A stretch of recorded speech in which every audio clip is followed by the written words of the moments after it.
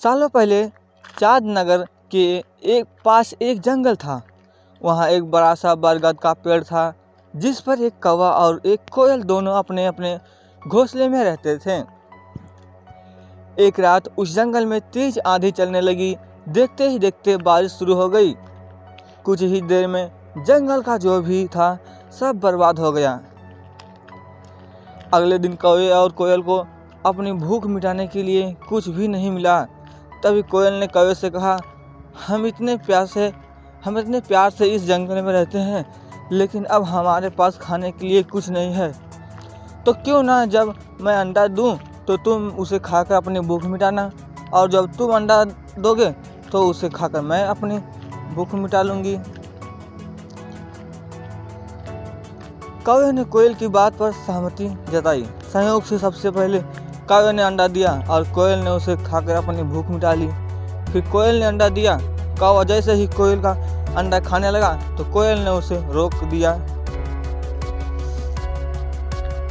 कोयल ने कहा, तुम्हारी चोंच साफ नहीं है, तुम इसे धोकर आओ फिर अंडा खाना। भागकर कौवा नदी के किनारे गया। उसने नदी से कहा, तुम मुझे पानी दो, मैं अपनी चोंच धोकर कोयल का अंडा खाऊंगा। नदी बोली, ठीक है, पानी के लिए तुम एक बर्तन लेकर आओ।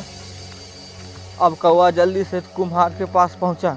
उसने कुम्हार से कहा, मुझे घड़ा दे दो, मैं उसमें पानी भरकर अपनी चोंच धोऊंगा और फिर कोयल का अंडा खाऊंगा।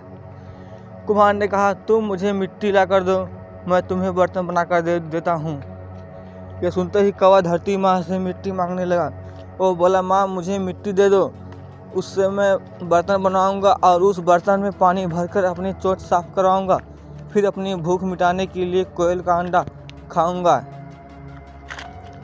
धरती माँ बोली, मैं मिट्टी दे दूंगी, लेकिन तुम्हें खुरपी लानी होगी, उसी से खोदकर मिट्टी निकलेगी। दौड़ते हुए कौवा लोहार के पास पहुंचा। उसने लोहार से कहा, मुझे खुरपी दे दो, उससे मैं मिट्टी निकालकर कुम्हार को दूंगा और बर्तन लूँगा, फिर बर्तन में पानी भरूंगा और उस बर्तन से अपनी चोंच धोकर कोयल का अंडा खाऊंगा। लोहार ने गर्म गर्म खुरपी कौवे को दे दी।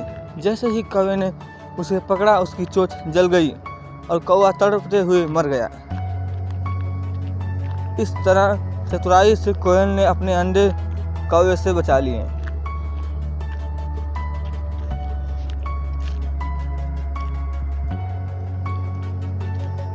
कहानी से सीख।